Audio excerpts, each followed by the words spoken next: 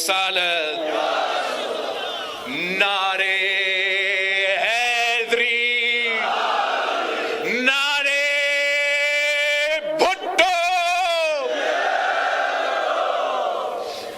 میں آج واپس آیا ہوں اپنا شگر کے عوام کے ساتھ، اور سب سے پہلے میں آپ کا شکریہ ادا کرنا چاہتا ہوں۔ شکریہ اس لیے کہ 3 نسلوں سے شگر کے عوام، گلگت بلتستان کے عوام پاکستان پیپلز پارٹی کے ساتھ دیتے آ رہے ہیں۔ آپ کی جد و جہد کی وجہ سے، آپ کی بہادری کی وجہ سے، آپ کی وفاداری کی وجہ سے میں آج K2 کے پہاڑوں کے درمیان کھڑا ہو کر یہ کہہ سکتا ہوں کہ زندہ ہے بھٹو، زندہ ہے بھٹو، زندہ ہے بھٹو۔ اور یہ وہ نعرہ ہے، یہ وہ آواز ہے جو 3 نسلوں سے عوام دشمن قوتیں دبانا چاہتے تھے، مٹانا چاہتے تھے، خاموش کروانا چاہتے تھے، مگر یہ میرے شگر کے بہن بھائیوں کی وجہ سے، ان کی بہادری کی وجہ سے، ان کے تمام سازشیں ناکام رہے ہیں اور انشاءاللہ تعالی ناکام رہیں گے۔ قائد عوام شہید ذوالفقار علی بھٹو نے سب سے پہلے اس ملک کی غریب عوام کے لیے، اس ملک کا پسماندہ طبقات کے لیے آواز بلند کیا، جد و جہد کی، اور عوام کو ان کو حقوق دلوائے تھے۔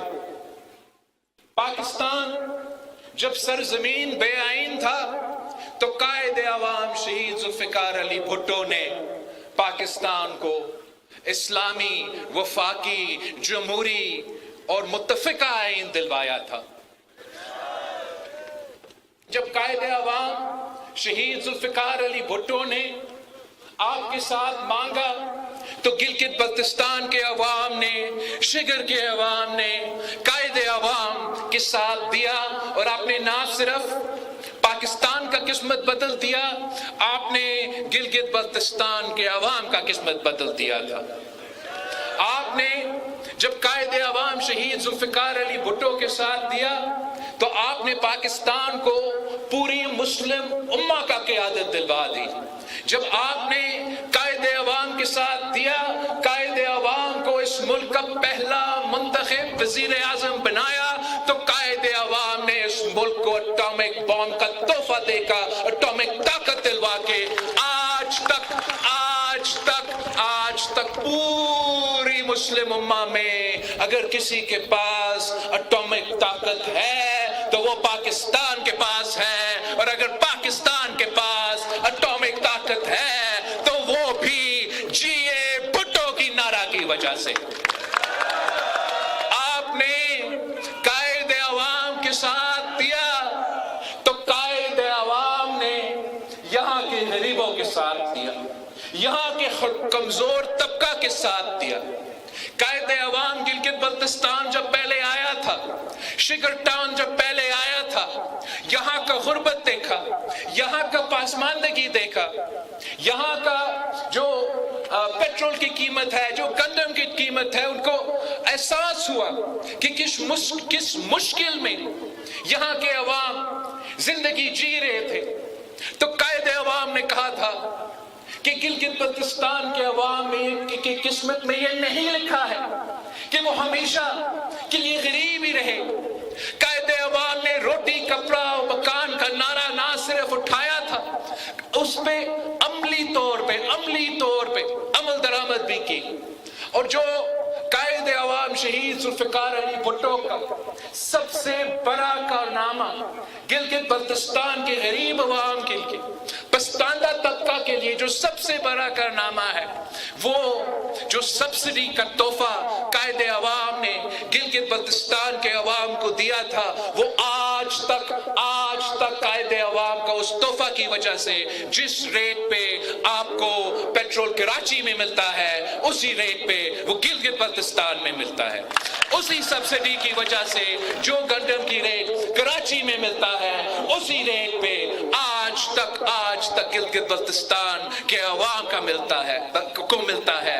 وہ سبسڈی بھی اسی جیو بھٹو کا نعرہ کا نتیجہ ہے جس کی وجہ سے آج کا بھی 2026 کا 1970s کا دیا ہوا سبسڈی آج بھی اگر گلگت بلتستان میں غریب عوام پہ کوئی سایہ ہے تو وہ قائد عوام شہید ذوالفقار علی بھٹو کا سایہ ہے اس سبسڈی کی صورت. جب قائد عوام شہید ذوالفقار علی بھٹو کے خلاف کو کروایا گیا, قائد عوام کو شہید کروایا گیا, تختے دار پر لٹکایا گیا, تو شہید کروانے والے نے یہ سوچا تھا کہ قائد عوام کو خاموش کر کے تختے دار کے پہ لٹکا کے وہ ہمیشہ کے لیے اس ملک کے غریب عوام کے آواز کو دبا دیں گے.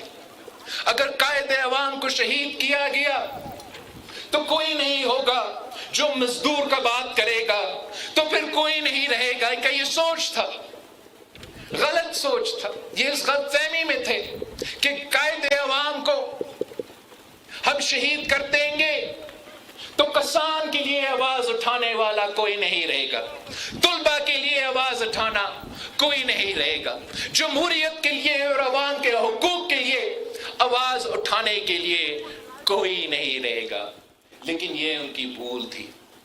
شہید محترمہ بینظیر بھٹو نے وہ علم تھامی اور 30 سال اس پارٹی کے پرچم کو تھام کے جد و جہد کرتی رہی.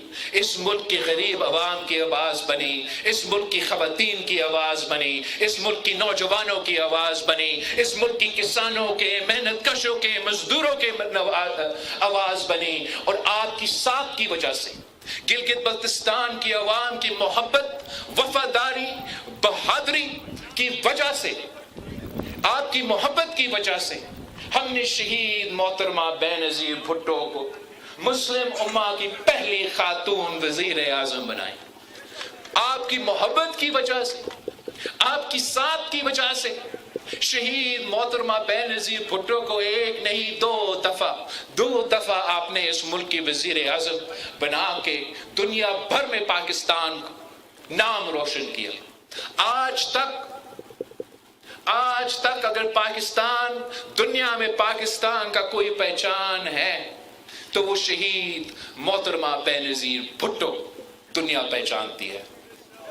میں آپ کو بتا سکتا ہوں, میں اس ملک کا وزیر خارجہ رہا ہوں, دنیا بھر گھوم کے آیا ہوں.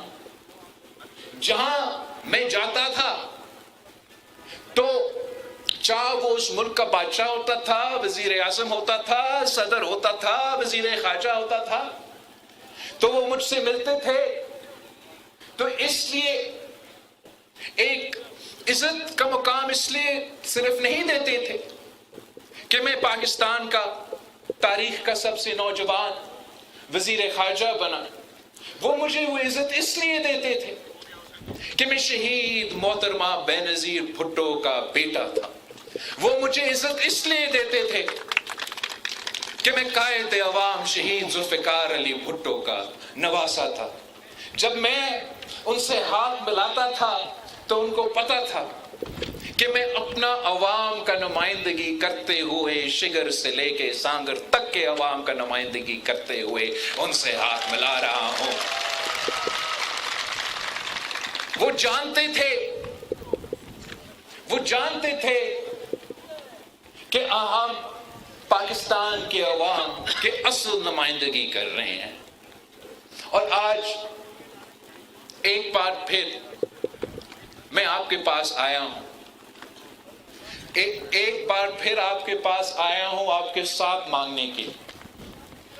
آپ نے ہمیشہ پاکستان پیپلز پارٹی کو کبھی مایوس نہیں کیا, ہر بار آپ نے پاکستان پیپلز پارٹی کے ساتھ دیا. پچھلے انتخابات میں شگر ٹاؤن آیا تھا. مجھے آج تک یاد ہے آپ نے جس محبت کے ساتھ، جس جوش کے ساتھ، جس جذبہ کے ساتھ ہمارا استقبال کیا تھا. میں نے تو پورا پی ڈی ایم کا اتحاد کو ناراض کر کے آپ کے پاس آیا تھا. وہ تو چاہ رہے تھے کہ میں جائیں بلوچستان میں جا کے، ان کا کوئی جلسہ ہو رہا تھا، ہمارا اپوزیشن کا اتحاد تھا کہ میں ان کے پاس جا کے جلسہ کروں. میں نے کہا کہ میرا گلگت بلتستان میں الیکشنز ہو رہے ہیں، میرا شگر والے انتظار کر رہے ہیں، میں زوم سے آپ کا جلسہ سے ضرور خطاب کروں گا، مگر پہلے میں شگر ٹاؤن پہنچ کے اپنے شگر کے عوام سے مخاطب ہوں. اور میں نے وہی کیا. آپ سے تقریر کر کے اس کے فوری بعد میں نے پھر وہ کسی کمرہ میں بیٹھ کے بلوچستان کا جلسہ سے خطاب کیا. اور آپ کا محبت کا شکریہ، آپ نے ہمارے ساتھ دیا اور آپ نے پچھلے الیکشن میں عمران ندیم صاحب کو جتوایا تھا. مگر آپ کو معلوم ہے حالات اس وقت کچھ الگ تھے، حالات اب پاکستان کے کچھ الگ ہے. اس وقت مجھ سے 9 سیٹیں چھینے گئے تھے. اس دفعہ آپ نے انشور کرنا ہے. میں عمران ندیم صاحب کو اس اسمبلی میں دیکھنا چاہتا ہوں. اس لیے نہیں کہ اس میں میرا کوئی ذاتی مفاد نہیں ہے. آپ عمران ندیم صاحب کو ایم ایل اے ممبر بنائیں گے نہیں بنائیں گے، اس سے میں تو وزیر اعظم نہیں بنوں گا. مگر میرے لیے آسان ہوگا کہ آپ میرا جیالہ نمائندہ کو جب منتخب کریں گے تو اگر میں شگر کے عوام کا مسئلہ حل کرنا چاہتا ہوں تو مجھے پتا ہوگا کہ میرا صفائی آپ میں سے ہے، آپ کا صحیح نمائندگی کرے گا، آپ کا جو دکھ درد ہے، آپ کے جو مسئلے مسائل ہے وہ مجھ تک پہنچا سکے گا. اور اگر مجھے اسلام آباد سے بات کرنا پڑے گا تو اسلام آباد سے بات کرنے کے لیے تیار ہوں. جہاں دنیا سے بات کرنا پڑے گا تو دنیا سے بات کرنے کی صلاحیت رکھتا ہوں. لیکن آپ نے مجھے یہ انشور کرنا ہے کہ آپ نے عمران بھائی کو جتوانا ہے. فارم 45 کا بندوبست آپ نے کرنا ہے. انشاءاللہ تعالی فارم 47 کا بندوبست میں کر لوں. ہمیں پورا اعتماد ہے کہ پاکستان پیپلز پارٹی کے ساتھ انشاءاللہ تعالی اس الیکشن میں کوئی ناانصافی نہیں ہوگا، کوئی زیادتی نہیں ہوگا. ہمارا کسی سیٹ کا کوئی چوری نہیں کرے گا. بس آپ کے اوپر میرے بھائی بہنوں پہ یہ ذمہ داری ہے کہ آپ نے الیکشن ڈے پہ باہر نکلنا ہے، پولنگ سٹیشن پہ پہنچ کے ووٹ ڈالنا ہے اور وہ فارم 45 ہاتھ میں لے کے پھر آپ گھر واپس جانا ہے. وہ فارم 45 کے ذریعے. اور ہم نے پاکستان پیپلز پارٹی جو کہ جمہوری پسند پارٹی ہے، جو ہمیشہ سے جمہوریت کے راستہ پہ چلا ہے، ہم نے کسی سے کبھی کوئی فیور نہیں مانگا ہے. ہم نے کبھی کسی سے یہ درخواست نہیں کیا کہ ہمیں سلیکٹ کر کے لے کر آئے.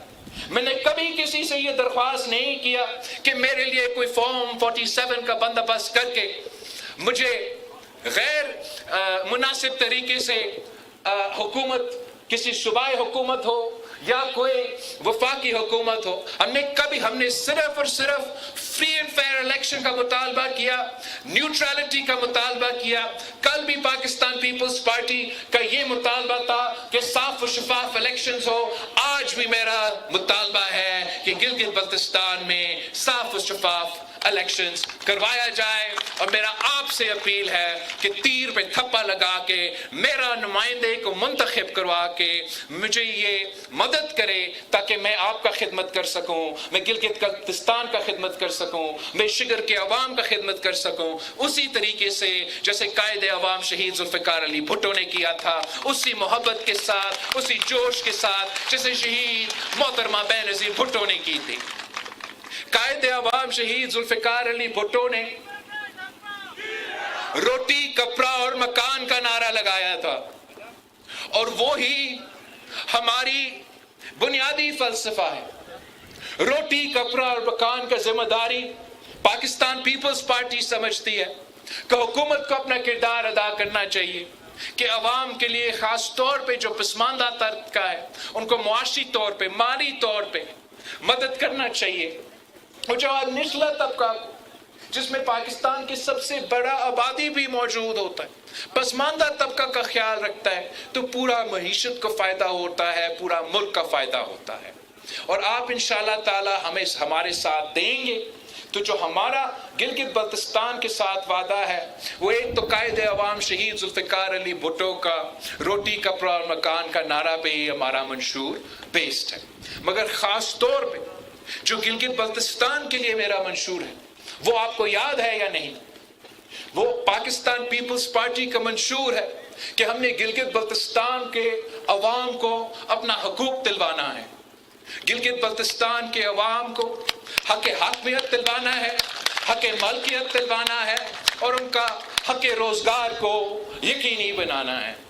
पिछली दफा भी ये मेरा आपसे वादा था, ये मेरा आपसे मंशूर था। मुझसे 9 सीटें चोरी किए गए, जो मुझसे 3 सीटों के जोर पे जो मुझसे हो सका हमारे पाकिस्तान पीपल्स पार्टी के नुमाइंदों ने, पाकिस्तान पीपल्स पार्टी के उम्मीदवारों ने कोशिश की उस हाउस में आपकी आवाज बनने के लिए, आपके मसाइल का हल निकालने के लिए। लेकिन इस दफा मुझे आपसे अपील है कि आप पूरा गिलगित बल्तिस्तान में अगर पाकिस्तान पीपल्स पार्टी का हुकूमत बनाएंगे और शिगर से लेके गिलगित तक पाकिस्तान पीपल्स पार्टी के नुमाइंदे को, तीर को नुमाइंदे को जितवाएंगे, तो मैं असल मानों में सही तरीकों से पूरा पाकिस्तान पीपल्स पार्टी के मंशूर पे अमल दरामद कर सकूंगा।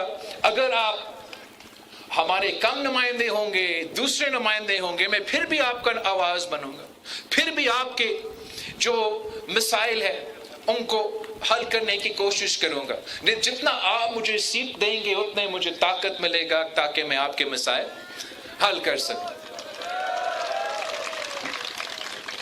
मैं समझता हूं कि जहां तक हक हाकमियत की बात है उसमें पाकिस्तान पीपल्स पार्टी ने तारीखी तौर पे गिलगित बल्तिस्तान के अवाम की हकूक की जिद्दोजहद में सफ़े अव्वल का किरदार अदा किया, और आगे जाके जो गिलगित बल्तिस्तान का अवाम का ख्वाहिश है, जो गिलगित बल्तिस्तान के अवाम का मुतालबा है कि 18वीं तरमीम के जो फ़ायदा है, 18वीं तरमीम के जो इख्तियार है, जो 18वीं तरमीम ने इख्तियार बाकी सूबों को दिलवाए हैं, वो इख्तियार, वो ताकत, वो वसाइल का मालकी, वो हुकूक हमने गिलगित बल्तिस्तान के अवाम को भी इंशाअल्लाह ताला दिलवाना है। और वो सिर्फ और सिर्फ पाकिस्तान पीपल्स पार्टी के। इसके साथ साथ मैं समझता हूं कि अगर कहीं कोई आईनी तरमीम होना है तो इस आईनी तरमीम में गिलगित बल्तिस्तान के अवाम के हकूक को तहफ़्फ़ुज़ दिलवाना बहुत ज़रूरी है। और एक जो मैं समझता हूँ बड़ा आसान तरीका है कि हम गिलगित बल्तिस्तान के जहाँ तक हक़ हाकमियत है वहाँ उनके जद्दोजहद को आगे लेके जा सकते हैं। उसमें हमारा सबसे पहला काम ये होना पड़ेगा कि हम जो गिलगित बल्तिस्तान के इलेक्शंस है, वो पाकिस्तान का जो जनरल इलेक्शंस है वो उनके साथ किया जाए। जब गिलगित बल्तिस्तान के इलेक्शन और पाकिस्तान का इलेक्शन साथ होगा तो असल मानों में गिलगित बल्तिस्तान में वो हक हाकमियत के जद्दोजहद आगे बढ़ेगा। इस वक्त शायद पाकिस्तान पीपल्स पार्टी को फायदा हो कि हम हुकूमत में हैं, सदर पाकिस्तान आपका ही आसिफ अली जरदारी है, मगर मैं चाहता हूं कि हमेशा के लिए हम हक हाकमियत को अगर यकीनी बनाने का ख्वाहिश रखते हैं तो उसमें एक ये मुतालबा یا ایک ایم ہمارا ہونا چاہیے کہ گلگت بلتستان اور آزاد کشمیر کے الیکشنز اسی ٹائم ہو جب پاکستان میں جنرل الیکشنز کا سلسلہ شروع کیا جائے. اس کے ساتھ ساتھ جو آپ کا حق ملکیت ہے، جب پاکستان پیپلز پارٹی اور آپ ہمارے مقابلے میں جتنے بھی سیاسی جماعتیں ہیں، ہمارا اس پہ ہمارا نظر کچھ اور ہے، ان کا خیال کچھ اور ہے. وہ ہر چیز کو اسلام آباد سے چلانا چاہتے ہیں. وہ گوادر کو بھی اسلام آباد سے چلانا چاہتے ہیں، وہ کراچی کو بھی اسلام آباد سے چلانا چاہتے ہیں. آپ لوگ بھگتنے آ رہے ہیں. آپ کو پتا ہے کہ کیا ہوتا ہے جب آپ کی قسمت کے سارے فیصلے، تمام فیصلے، شگر میں کیا ہوگا، کھپلو میں کیا ہوگا، دیامر میں کیا ہوگا، گلگت میں کیا ہوگا، اسکردو میں کیا ہوگا، وہ اسلام آباد والے جب فیصلے کرتے ہیں آپ نے تو اس کا نقصان بھگتا ہے. تو میں سمجھتا ہوں کہ جو گلگت بلتستان کے فیصلے ہیں وہ گلگت بلتستان کے عوام کریں. میں سمجھتا ہوں کہ جو سگر کا فیصلے ہیں وہ کوئی اسلام آباد میں بیٹھا ہوا بابو نہیں، وہ نام نہاد یہ جو وزیر پھر رہا ہے آزاد کشمیر اور گلگت بلتستان. کیا فائدہ ہے آزاد کشمیر اور گلگت بلتستان کا کوئی وزیر رکھنا؟ ختم کرے اس وزارت کو. کہتے ہیں کہ وسائل نہیں ہے، وفاق کنگال ہو چکا ہے. یار اگر وفاق کنگال ہے تو سب سے پہلے وہ آزاد کشمیر اور گلگت بلتستان کا جو وزارت ہے نا وہ بند کر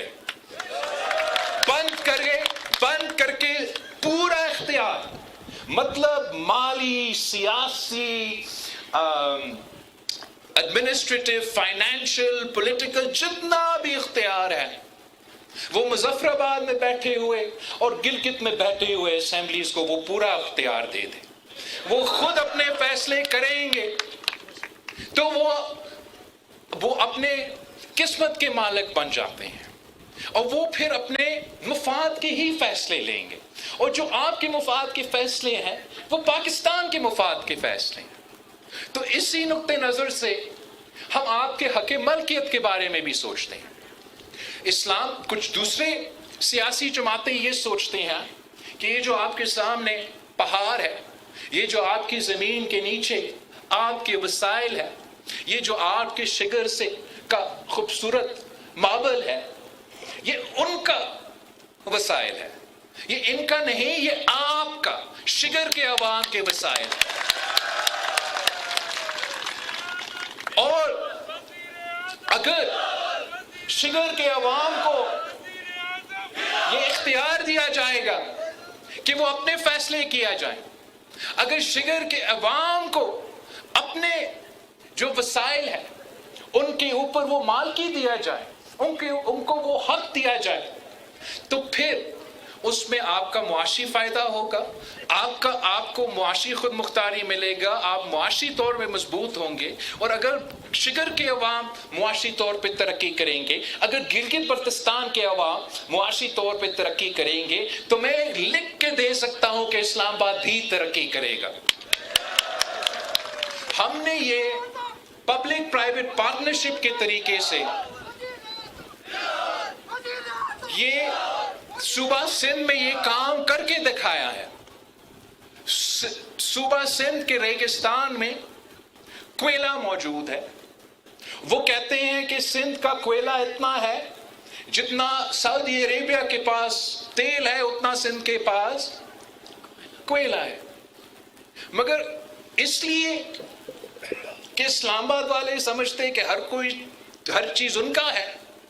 90 کے دہائی سے جدوجہد کرتے آ رہی تھی شہید محترمہ بینظیر بھٹو کہ یہ تھر کا کوئلہ سے ہم سب سے پہلے فائدہ تھر پاکر کے عوام کو دے، پھر سندھ کے عوام کو دے، اور اس کے بعد ضرور پاکستان کے عوام کو فائدہ ہوگا، ترقی کریں گے، معاشی فائدہ ہوگا.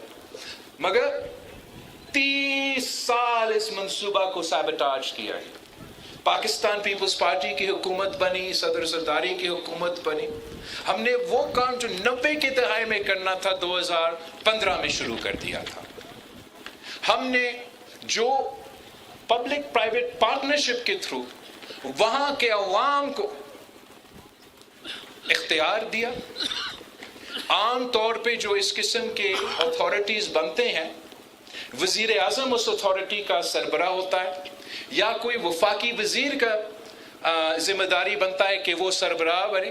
یہ تھر کول واحد اگزامپل ہے جہاں صوبہ کا وزیر اعلیٰ اس اتھارٹی کا چیئر کرتا ہے، سرپرستی کرتا ہے، اور اس اتھارٹی میں 7 وفاقی وزیر بیٹھتا ہے. اور اس کی وجہ سے جو ہم نے حق ملکیت دیا ہے تھر پارکر کی عوام کو، اس کی وجہ سے پبلک پرائیویٹ پارٹنرشپ میں ہمارا تھر کول کی منصوبہ آج کامیاب ہے. سب سے پہلا میگا واٹ جو تھر کول سے ہم نے شروع کروایا، وہ میگا واٹ ہم نے فیصل آباد کے یہ کیبلز کے تھرو پہنچائے، تو پورا پاکستان کا فائدہ ہوا. پہلے تھر پارکر کے عوام، پھر سندھ کے عوام، اور آخر پورا پاکستان کو سب سے کم قیمت جو بجلی ملتا ہے وہ وہاں سے تھر پارکر سے دیا جاتا ہے. ویسے ہی میں سمجھتا ہوں کہ اگر ہم حق ملکیت گلگت بلتستان کے عوام کو دیں گے، اگر ہم مقامی لوگوں کو اپنا حصہ دیں گے، اپنا پرائیورٹی دیں گے، تو وہ بھی ترقی کریں گے اور وہ پورے پاکستان کو کے لیے ترقی کا راستہ بنے گا. اس کے ساتھ ساتھ ہمیشہ حق حاکمیت کے ساتھ، حق ملکیت کے ساتھ ہمیشہ پاکستان پیپلز پارٹی کا زور رہا ہے کہ ہم نے عوام کو حق روزگار دلوانا ہے. قائد عوام شہید ذوالفقار علی بھٹو کا زور یہ تھا. قائد عوام نے اتنے نوکریاں دیے پاکستان میں، اتنے نوکریاں دیے کہ آج تک قائد عوام شہید ذوالفقار علی بھٹو کو یاد کرتے ہیں. اور یہاں نہیں صرف کہ قائد عوام شہید ذوالفقار علی بھٹو نے روزگار کا بندوبست پاکستان کے اندر کیا، قائد عوام شہید ذوالفقار علی بھٹو نے ہر پاکستانی کو یہ حق دلوایا کہ آپ کو ایک مفت پاسپورٹ دیا جاتا، ایک آئی ڈی کارڈ دیا جاتا.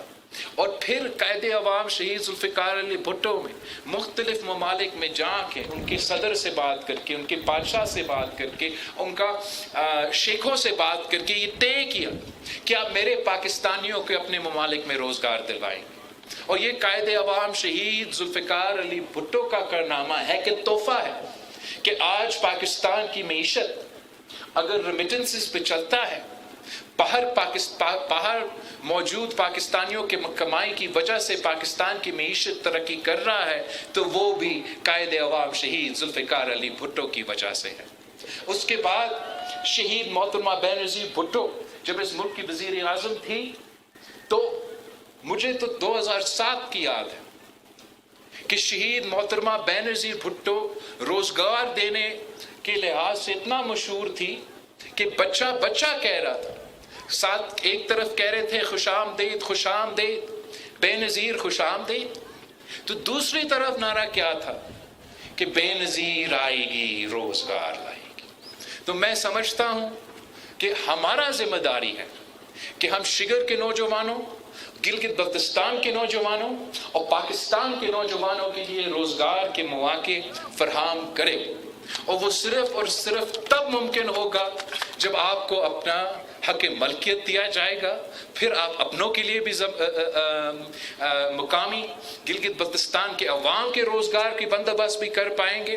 جو آپ اپنے وسائل کی مالکی کریں گے، آپ اپنا معدنیات کی مالکی کریں گے، آپ اپنا پبلک پرائیویٹ پارٹنرشپس چلائیں گے، تو میں آپ سے یقین سے کہہ سکتا ہوں کہ آپ نہ صرف اپنے نوجوانوں کو روزگار دلوائیں گے، پورے پاکستان کے نوجوانوں آپ کے پاس آئیں گے روزگار کرنے کے لیے انشاءاللہ تعالی. یہ میرا اور پاکستان پیپلز پارٹی کا آپ کے گلگت بلتستان کے انتخابات کے حوالے سے منشور ہے کہ ہم نے گلگت بلتستان کے عوام کو ان کے حقوق دلوانا ہے. 3 نسلوں سے میرا خاندان، میرا جماعت اس سرزمین کا، اس علاقے کے رہنے والوں کی نمائندگی کرتے آ رہے ہیں، اور اب میرا ذمہ داری ہے، آپ کا ذمہ داری ہے، میرا باری ہے، آپ کی باری ہے کہ ہم مل کر جدوجہد کریں مل کے اسٹرگل کرے، مل کے پارٹی کا پرچم کو بلند کرے اور اپنے عوام کو وہ حقوق دلوائے جو قائد عوام نے وعدہ کیا تھا، جو شہید محترمہ بینظیر بھٹو کا نامکمل مشن ہے۔ وہ میرا اور آپ کا اب کام ہے کہ وہ نامکمل مشن کو ہم نے پورا کرنا ہے۔ آپ کے ساتھ انشاءاللہ تعالی ہم کامیاب ضرور ہوں گے۔ میں اس بات پہ ضرور غور دلوانا چاہوں گا کہ ہم جس وقت میں آپ سے مخاطب ہوں تو ہمارے پورے خطے میں اور پوری دنیا میں ایک پریشانی ہے۔ جو اسرائیل اور امریکہ نے ایران کے خلاف جنگ شروع کیا، ایک تو وہ جنگ اور جس طریقے سے انہوں نے یہ جنگ کروایا ہے، جہاں انہوں نے ان کا قیادت سے لے کے خامینی کو بھی شہید کروایا، اور نہتے بچے جو طالب علم تھے، جو اسکول میں پڑھ رہے تھے، ان کو بھی شہید کروایا گیا۔ اس کا ہم سخت مذمت بھی کرتے ہیں، بھرپور انداز میں مذمت کرتے ہیں، اور پاکستان پیپلز پارٹی تاریخی طور پہ جنگ کے خلاف رہی ہے۔ ہم ہمیشہ امن پسند سیاسی جماعت تھے، آج بھی ہم امن پسند سیاسی جماعت ہیں۔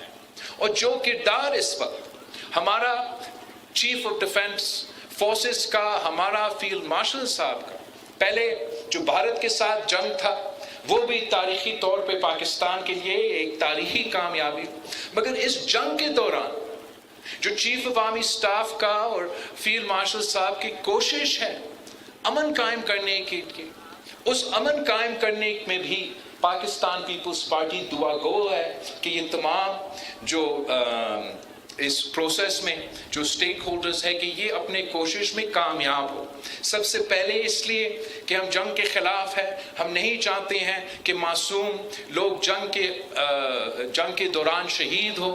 ساتھ ساتھ جو اس جنگ کی بوجھ ہے، جو اس جنگ کی معاشی بوجھ ہے، وہ صرف ایران اور اسرائیل اور امریکہ تک محدود نہیں ہے۔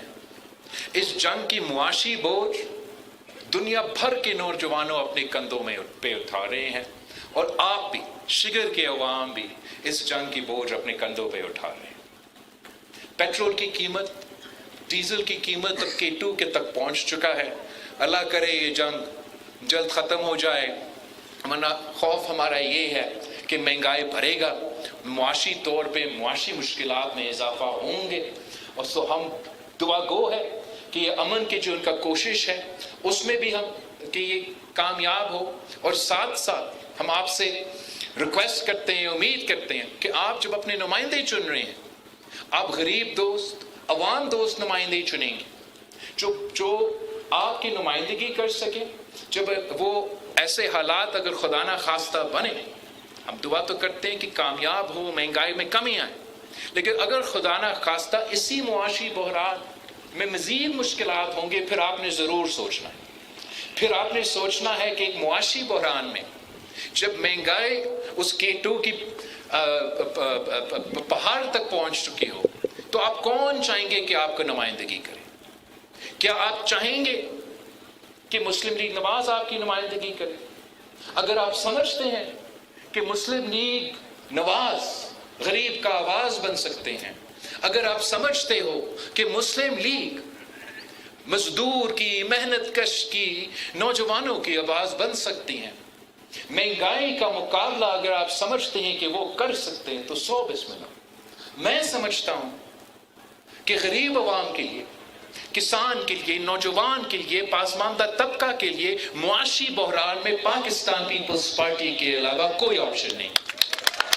اس لیے ہر حالات، ہر ٹائم پہ پاکستان پیپلز پارٹی نے ہمیشہ پہلے غریب کا سوچا ہے، پھر باقی طبقات کے سوچا ہے۔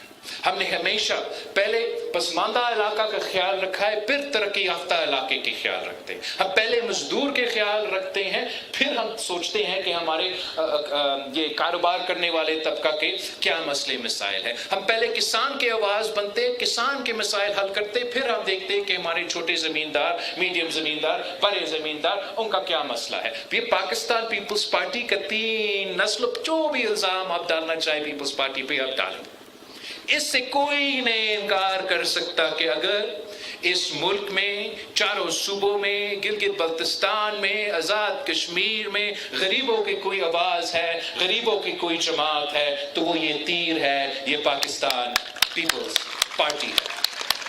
اور پاکستان پیپلز پارٹی جانتی ہے کہ اگر ہم نے روٹی کپڑا اور مکان کی بندوبست کرنا ہے، پاکستان کے عوام کے قوت خرید میں مسائل پیدا ہو رہے ہیں، مشکلات ہیں، تو ہم نے ہمیشہ ایسے پالیسیز لے کر آئے ہیں جو غریب دوست ہیں۔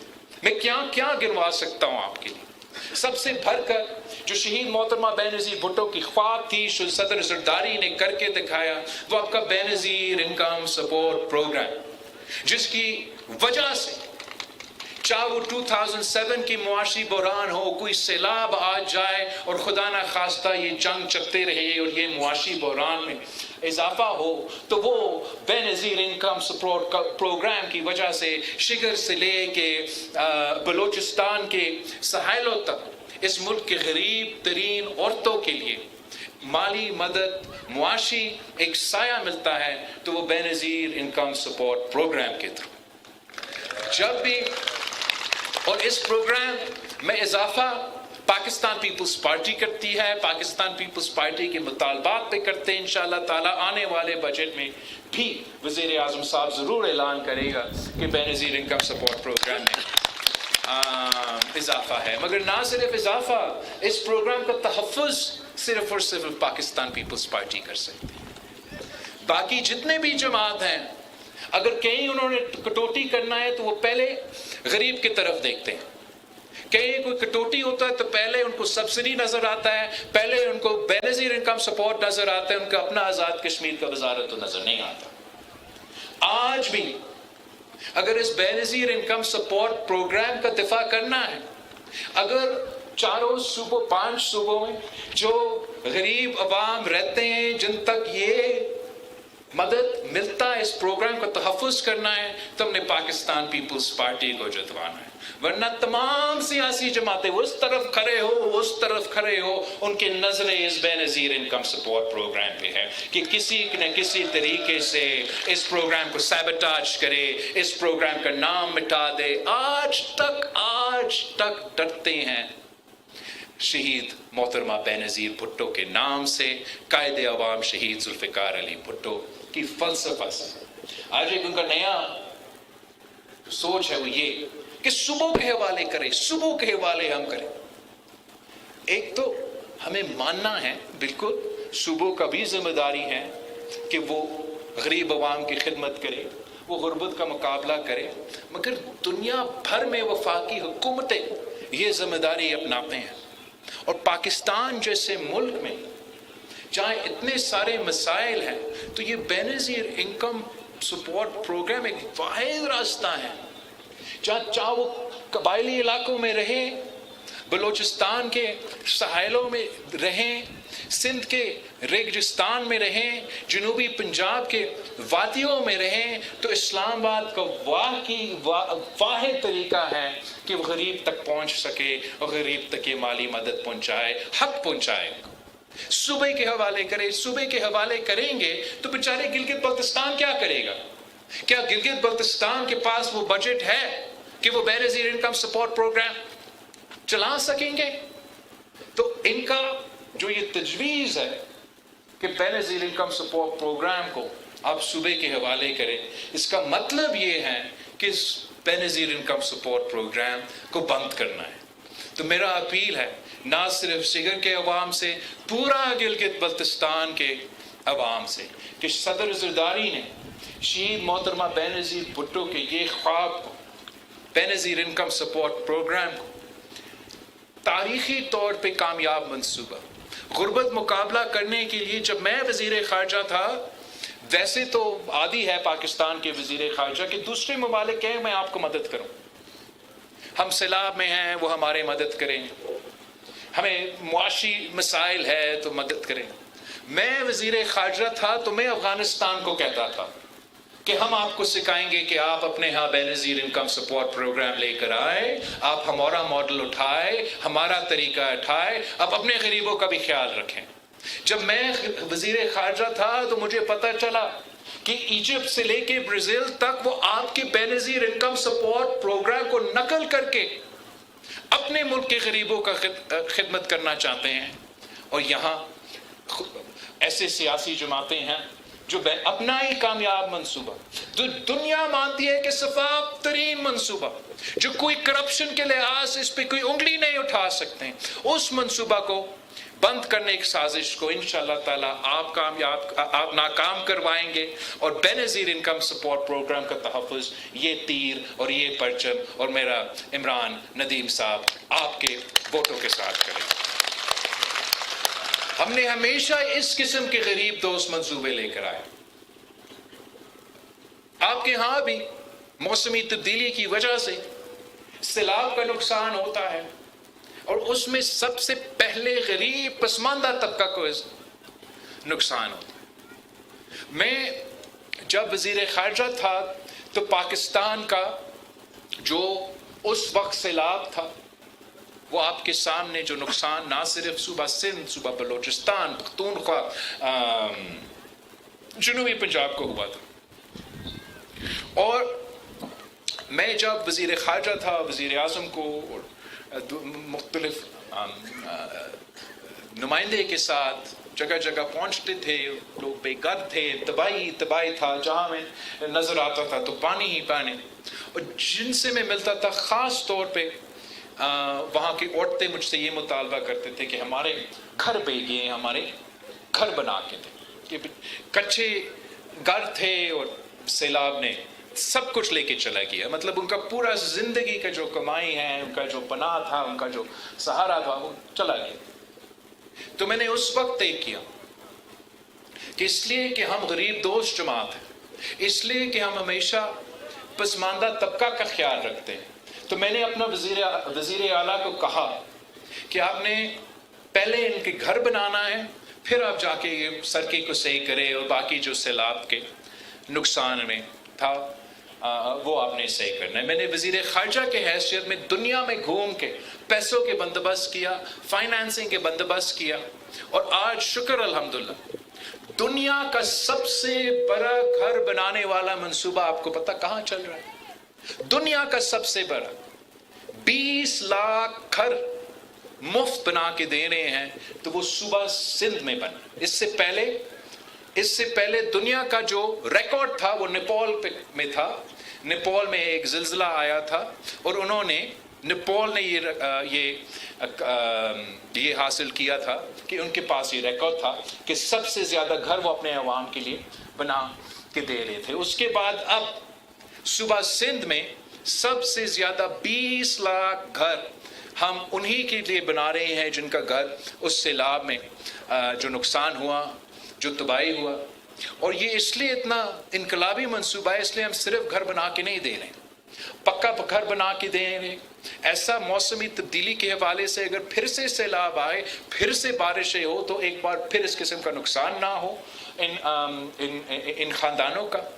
ساتھ ساتھ جو حق ملکیت ہے، جو ان کا اپنا، یہ ایسے خاندان تھے جو مطلب زمین اور گھر ان کا نام کا نہیں تھا، وہ ریاست کے زمین کے کچے گھر بنا کے بیٹھے تھے.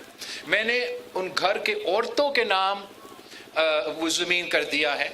اور قائد عوام کا وہ جو لینڈ ریفارمز تھا، اس کے بعد سب سے بڑا once in a generation the biggest land transfer جو پروگرام ہے وہ یہ ہے، جہاں ہم نہ صرف سب سے زیادہ گھر بنا کے دے رہے ہیں، 20 لاکھ گھر بنا کے دے رہے ہیں، ساتھ ساتھ ان گھر میں رہنے والے جو خواتین ہیں وہ گھر کا زمین کا مالک بھی بن گئے. ان کا جو معاشی قوت تھا اس سیلاب سے پہلے اور سیلاب کے بعد وہ اب بھر گئے ہیں. ان کے پاس اب یہ اثاثہ ہے، یہ طاقت ہے، اور یہ اثاثہ کی قیمت بھرتا جائے گا.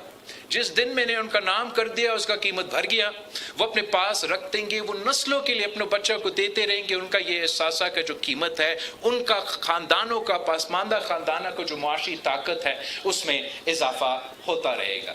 تو اس منصوبہ سے ہم نے نہ صرف بے گھر لوگوں کو گھر بنا کے دی، ہم نے خواتین کو یہ معاشی طور پہ طاقتور بنائے کہ ان کے پاس یہ اثاثہ ہوئے، یہ زمین کے مالک بنے.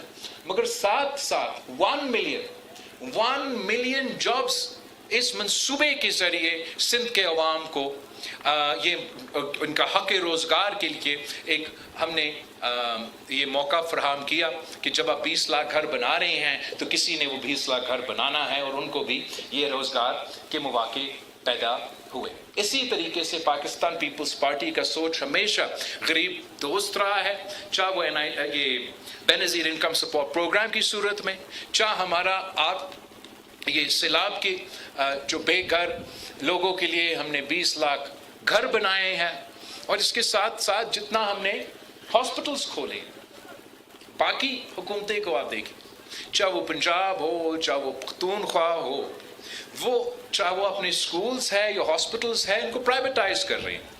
और प्राइवेटाइज करने में अच्छी बात तो ये तो चलेंगे तो अच्छे, मगर फिर उनका पूरा मकसद ये होता है कि पैसा कमाना है। और जब हॉस्पिटल का मकसद, तालीमी इदारा का मकसद सिर्फ और सिर्फ पैसे कमाना का बन जाता है, तो जो पसमानदा तबका है वो जो इनका हक होना चाहिए अपने इलाज करवाना, अपने बच्चों को तालीम दिलवाना, वो उनके लिए मुश्किल हो जाता है। पीपल्स पार्टी का अलग एक तरीका रहा है, जहाँ मुख्तलिफ सूबे ने अपने हॉस्पिटल्स को प्राइवेटाइज किया, हुकूमत सिंध ने मुफ्त इलाज के लिए आलमी सतह के हॉस्पिटल्स कायम किए हैं। और आप गिलगित बल्तिस्तान के अवाम को सबसे ज़्यादा जानते हैं, इसलिए आप कराची आते हैं, आप उधर मेहनत करते हैं, काम करते हैं, अपने आंखों से देखते हैं, और आपको मालूम है कि जो टीवी पे दिखाते हैं और जो ज़मीन पे हक़ाइक़ कि उनमें ज़मीन आसमान की फ़र्क है। 18वीं तरमीम के बाद हमने सूबा सिंध में जो मुफ्त इलाज का जाल बचाया, वो पाकिस्तान की तारीख में ऐसा नहीं हुआ और कोई और सूबा हमारा मुकाबला नहीं कर सकता। कराची के मेरा अपना NICBD में कोई कराची का शहरी, पूरा सूबा का शहरी, किसी भी सूबा का शहरी बैनुल अक़वामी किसी मुल्क से भी पाकिस्तानी आ जाए तो उनका मुफ्त इलाज होता है, मुफ्त दिल का इलाज होता है। ये सबसे महंगा तरीन इलाज होता है। इलाज ऐसा चीज़ है, जब इंसान बीमार हो जाता है, ख़ास तौर पे जब ख़ानदानों में बुज़ुर्ग बीमार हो जाते हैं, तो उनके बच्चे जो भी उनसे हो सकते हैं वो करते हैं ताकि उनके इलाज करवा सकें। और तारीख़ी तौर पे सबसे महंगा इलाज टर्शरी केयर का इलाज रहा है, जो आपका दिल का इलाज, जो आपके गुर्दे के इलाज, जो आपका लिवर के लिए तो इंडिया जाना पड़ता था, पाकिस्तान में आपको इसका इलाज मिलता नहीं था। अब कराची के साथ साथ लिवर के लिए, किडनी के लिए मुफ्त इलाज आपको खैरपुर की तहसील गंबट की तहसील खैरपुर में आपको गंबट हॉस्पिटल, जिम्स हॉस्पिटल मिलता है। हुकूमत का हॉस्पिटल है, प्राइवेटाइज नहीं है, और 100% मुफ्त इलाज। कोई बलोचिस्तान से आता है, कोई जनूबी पंजाब से आता है, कोई गिलगित बल्तिस्तान से आता है, कोई अफगानिस्तान से आते हैं, तो उनका भी हम मुफ्त इलाज करवाते हैं। इसलिए हम समझते हैं कि अगर आप गरीब हो और बीमार हो तो ऐसा बिल्कुल ऐसे हालात नहीं होना चाहिए कि पैसा ना होने की वजह से, वसाइल ना होने की वजह से खुदा ना खास्ता किसी का कोई फौत हो जाए, किसी का नुकसान हो जाए। और हमने ये काम कर दिखाया। तो अगर मैं सिंध में कराची से लेके सखर तक, सखर से लेके मीरपुर खास तक, मीरपुर खास से लेके गंबट की तहसील खैरपुर, आप में से जो लड़काना आते हैं तो आपको मालूम है कि कितना पसमानदा इलाके हमारा गंबट है। अगर वहाँ में मुफ्त इलाज का आलमी सतह का हॉस्पिटल बना सकता हूँ तो कोई वजह नहीं है कि अगर आप मेरा गिलगित बल्तिस्तान के में हुकूमत बना देते हैं, मेरा वज़ीर आला मुंतखब करवा देते हो, तो इंशाअल्लाह ताला इसी शिकल में मैं इसी किस्म का मुफ्त इलाज का इदारा बना के दूंगा। और यही तरीका है कि हुकूमत अपना जिम्मेदारी अपनाए और अपने अवाम के लिए वैसे मंसूबा लेकर आए जो सबसे पहले जो पसमानदा तबका है उनका खिदमत किया जाए। अगर आप चाहते हो कि गिलगित बल्तिस्तान में और इस्लामाबाद में शिगर के अवाम के आवाज़ पहुंचाया जाए, तो आप खुद फैसला करें कि वो नुमाइंदगी आपका कौन कर सकता है। میں سمجھتا ہوں کہ پاکستان پیپلز پارٹی ان تمام سیاسی جماعتوں کے سیاسی جماعت تو ایک ہے، سیاسی کارکن، سیاسی جماعت، سیاسی تحریک اگر کسی جماعت کے پاس ہے تو پاکستان پیپلز پارٹی کا ہے۔ باقی سیاسی جماعتیں کیسے بنے ہیں، کب بنے ہیں اور ان کی سیاست کیا ہے وہ آپ سب جانتے ہیں۔ تو آپ یہ اپنے ووٹ کے اختیار کے ساتھ تیر پہ تھپا لگوا کے پاکستان پیپلز پارٹی کو منتخب کروائیں، میرا عمران بھائی کو منتخب کروائیں، جو آپ کے ساتھ پچھلے الیکشن میں ناانصافی ہوا۔ اب آپ نے 7 جون کو آپ کا الیکشن ہے، میں انشور کر رہا ہوں غلط ڈیٹ کا نام، 7 جون کو آپ نے باہر نکل کے تیر پہ مور لگا کے پچھلے الیکشن کا ناانصافی کا حساب آپ نے لینا ہے اپنا ووٹ کے اختیار کے ساتھ۔ آپ نے باہر نکلنا ہے، پورا خاندان کو ساتھ لے کے چلنا ہے، مطلب مرد ہو یا عورت، بزرگ ہو یا نوجوان، 7 جون پہ یہ آپ کا ذمہ داری ہے کہ پولنگ سٹیشن پہ پہنچائے، تیر پہ مور لگائے، عمران ندیم کو منتخب کروائے، مجھے یہ موقع دیا جائے کہ میں شگر کی خدمت کروں، میں شگر کے عوام کا اپنے نمائندوں کے تھرو ان کے مسائل حل کروں۔ میرا خواہش یہ ہے کہ جو 3 نسلوں کے ہمارا جد و جہد ہے، اب میرا اور آپ کی ذمہ داری ہے کہ اس جد و جہد کو ہم آگے لے کے چلے۔ انشاءاللہ تعالی آپ نے شگر کے عوام نے کبھی قائد عوام کو مایوس نہیں کیا، کبھی شہید محترمہ بینظیر بھٹو کو مایوس نہیں کیا، کبھی صدر زرداری کو مایوس نہیں کیا۔ مجھے بھی، میں آپ کے پاس آیا تھا اگلا الیکشن میں، آپ نے مجھے بھی مایوس نہیں کیا۔ اس دفعہ بھی انشاءاللہ تعالی آپ تیر کو جتوائیں گے، پیپلز پارٹی کو جتوائیں گے۔ شگر کا نشان کیا؟ گلگت بلتستان کا نشان کیا؟ بہادروں کا نشان کیا؟ غیوروں کا نشان کیا؟ جیت کا نشان کیا؟ بھٹو۔ شکریہ آپ سب کا، بہت بہت شکریہ۔ Thank you Imran.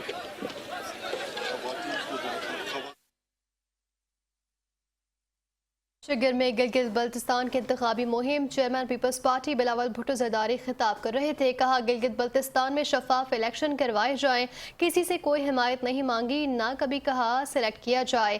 پچھلے الیکشن میں پیپلز پارٹی سے 9 سیٹیں چھینی گئی ہیں۔ فارم 45 کا بندوبست آپ نے کرنا ہے، فارم 47 کا بندوبست ہم کریں گے۔ آپ نے الیکشن میں نکلنا ہے اور ووٹ دے کر فارم 45 ساتھ لانا ہے۔ چیئرمین پیپلز پارٹی بلاول بھٹو زرداری نے خطاب میں کہا، کبھی یہ درخواست نہیں کی کہ فارم 47 سے ہمیں حکومت دیں۔